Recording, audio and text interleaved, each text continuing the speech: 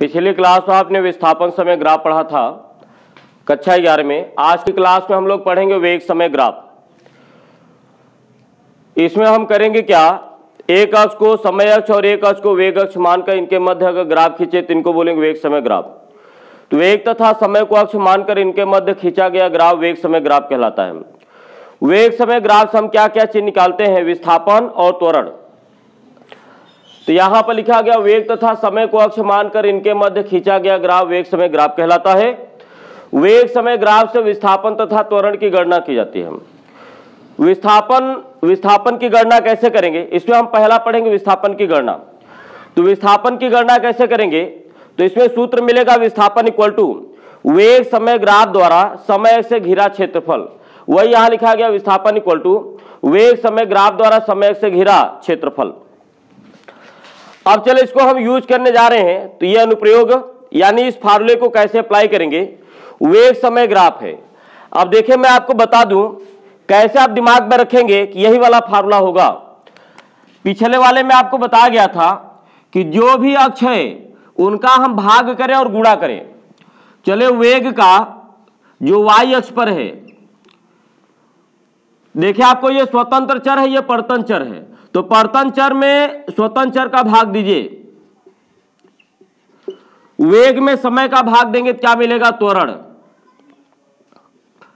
इन्हीं दोनों का भाग देना अथवा गुणा करना है। तो चले भाग दिया, त्वरण मिला। अब वेग का समय में मल्टीप्लाई करिए तो वेग इंटू समय होगा विस्थापन। अब देखिए वेग समय ग्राफ से त्वरण कैसे निकालेंगे, ये लंब बटे आधार के रूप में है और लंब बटे आधार क्या होता है, tan थीटा। तो यानी वेग समय ग्राफ से त्वरण क्या होगा, tan थीटा यानी ढाल। और वेग समय ग्राफ से विस्थापन कैसे निकालेंगे, ये लंबाई गुणी चौड़ाई के रूप में है, लंबाई गुणी चौड़ाई यानी क्षेत्रफल। तो वेग समय ग्राफ से विस्थापन कैसे निकालेंगे, क्षेत्रफल। तो वेग समय ग्राफ द्वारा समय से घिरा क्षेत्रफल, ये विस्थापन हो जाएगा। तो फार्मूला हम इस तरीके से याद रखेंगे। मान लिया आपको t समय में निकालना विस्थापन, ये 0 समय और ये t है। t1 से t2 में भी निकाल सकते हैं। तो जहां से जहां तक विस्थापन निकालना है, चले मान लिया अगर आपको t1 से t2 में विस्थापन निकालना है तो एक समय t1 हो गया, एक समय t2 हो गया। t1 से परपेंडिकुलर खींचा, ग्राफ को यहां पे कट किया। t2 से परपेंडिकुलर खींचा, ग्राफ को यहां पे कट किया। तो ग्राफ का केवल इतना पार्ट लेंगे। लेकिन अगर 0 से t के बीच में 0 से t समय तक विस्थापन निकालेंगे तो ग्राफ का पार्ट कहां से कहां तक लेना है, 0 से परपेंडिकुलर खींचेंगे, ग्राफ को यहां पे कट करेगा। ये ग्राफ है, कैसे जान गए ये ग्राफ है, वेग और समय के अलावा जो भी आपको रेखा मिले वो ग्राफ है। तो 0 से परपेंडिकुलर खींचा, ग्राफ को यहां पे कट किया, t से परपेंडिकुलर खींचा, ग्राफ को यहां पे कट किया। दोनों कटान बिंदु के बीच में जो भी ग्राफ का पार्ट है वही विस्थापन आपको। तो 0 से t समय में ग्राफ का पार्ट इतना हो गया। अब आपको ग्राफ द्वारा समय से घिरा क्षेत्रफल लेना है। तो क्षेत्रफल के लिए आपको घिरा, तो घिरा भाग कैसे निकालेंगे, 0 से ग्राफ पे परपेंडिकुलर खींचेंगे, एक भुजा ये मिल जाएगी। t से ग्राफ पे परपेंडिकुलर खींचा, एक भुजा ये मिल गई। एक भुजा दोनों कटान बिंदुओं के बीच में मिल गई और एक भुजा आपको 0 से t के बीच में मिल गया। तो इन चारों भुजाओं से जो घिरी आकृति है इसी का क्षेत्रफल निकाल लेंगे तो वही हो जाएगा विस्थापन। तो ये जो छायांकित भाग दिख रहा है आपको, इसी का क्षेत्रफल हो जाएगा विस्थापन। वेग अक्ष पर वेग होगा, तो मान लिया ये वेग, तो 0 समय का देखिए वेग आपको नियत है, 0 समय पे परपेंडिकुलर खींचेंगे तो 0 समय पर वेग भी और t समय पर भी वेग क्या है, वेग। हमको निकालना है 0 से t समय तक या 0 से t समय के लिए हमें निकालना है विस्थापन। फार्मूला यही निकालेंगे तो विस्थापन इक्वल टू हो जाएगा, विस्थापन का फार्मूला लिखेंगे वेग समय ग्राफ द्वारा समय से घिरा क्षेत्रफल, और वो घिरा क्षेत्रफल यहां पर कौन है, छायांकित भाग का क्षेत्रफल। तो आप ये फार्मूला पूरा लिख लेंगे, हम यहां पे डायरेक्ट लिख रहे हैं। तो ये बताइए आयत बन रहा है, आयत का क्षेत्रफल क्या होता है, लंबाई गुणित। तो विस्थापन क्या होगा, क्षेत्रफल होगा। और ये वाला क्षेत्रफल, तो ये लंबाई हो गई, ये चौड़ाई। ये भुजा कैसे निकालेंगे, इस कोऑर्डिनेट में से इस कोऑर्डिनेट को घटाएगा, v माने 0 यानी v, तो ये लेंथ हो गया v, तो लंबाई हो गया v, और ये लेंथ कैसे निकालेंगे, इस कोऑर्डिनेट में से इस कोऑर्डिनेट को घटाएंगे, तो ये हो जाएगा t माने 0 यानी t, तो लंबाई v हो गया, चौड़ाई t, तो ये क्षेत्रफल क्या हो जाएगा, लंबाई गुणित चौड़ाई।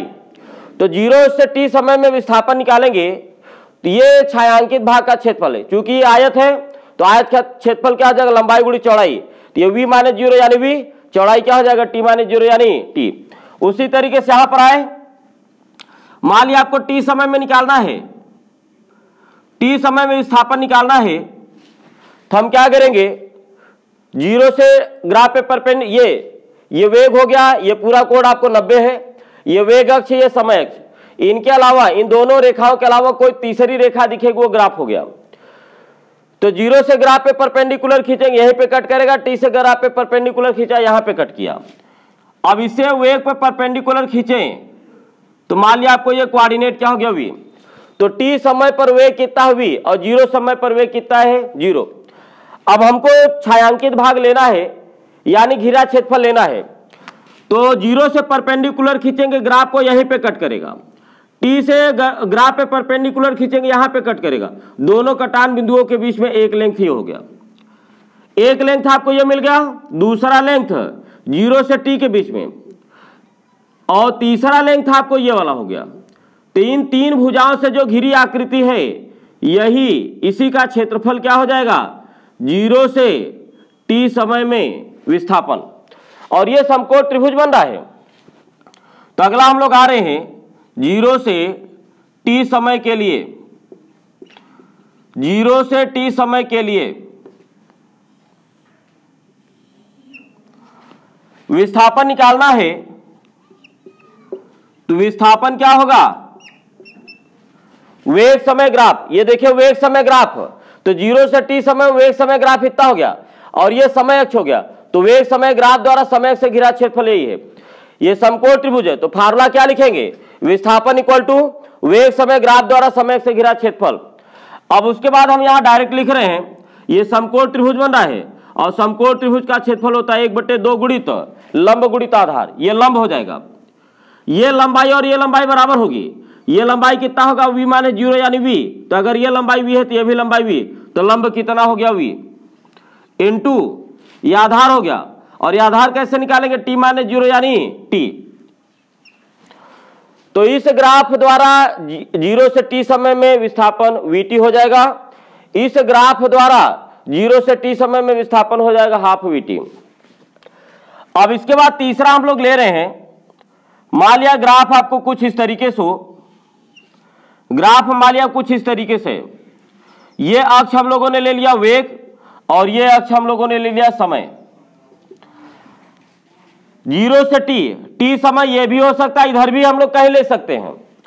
चले मान लिया आपको ये t समय है, 0 से t समय में विस्थापन लेना है, 0 से परपेंडिकुलर खींचेंगे, ग्राफ को यहां पे कट करेगा, और t से परपेंडिकुलर खींचेंगे, ग्राफ को यहां पे कट करेगा, तो एक लंबाई ये हो गई। तो मान लिया आपको ये लंबाई कितनी हो गई v, तो 0 समय पर ग्राफ को यहां पे कट किया तो ये लेंथ v हो गया, t से परपेंडिकुलर खींचा, ग्राफ को यहां पे कट किया तो लेंथ 0 हो गया। अब 0 से t के बीच में ग्राफ का कौन सा भाग हो जाएगा, तो 0 से परपेंडिकुलर खींचा, ग्राफ को यहां पे कट किया, t से परपेंडिकुलर खींचा, ग्राफ को यहां पे कट किया, दोनों कटान बिंदुओं के बीच का लेंथ आपको ये हो गया। एक साइड ये हो गई, एक साइड 0 से परपेंडिकुलर ये हो गया, और एक साइड हो गया 0 से t के बीच में। इन तीनों साइड के बीच में जो आकृति आपको मिल रही है, इसी का क्षेत्रफल क्या हो जाएगा, 0 से t समय में विस्थापन। तो चले हम लोग आते हैं 0 से t समय के लिए, तो 0 से t समय के लिए विस्थापन हो जाएगा, विस्थापन का फार्मूला क्या लगाएंगे, वेग समय ग्राफ द्वारा समय से घिरा क्षेत्रफल, फार्मूला लगा देंगे।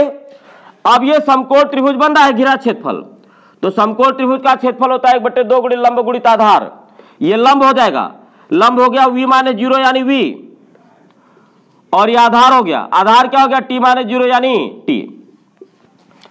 अगर मान लिया ग्राफ ऐसा है,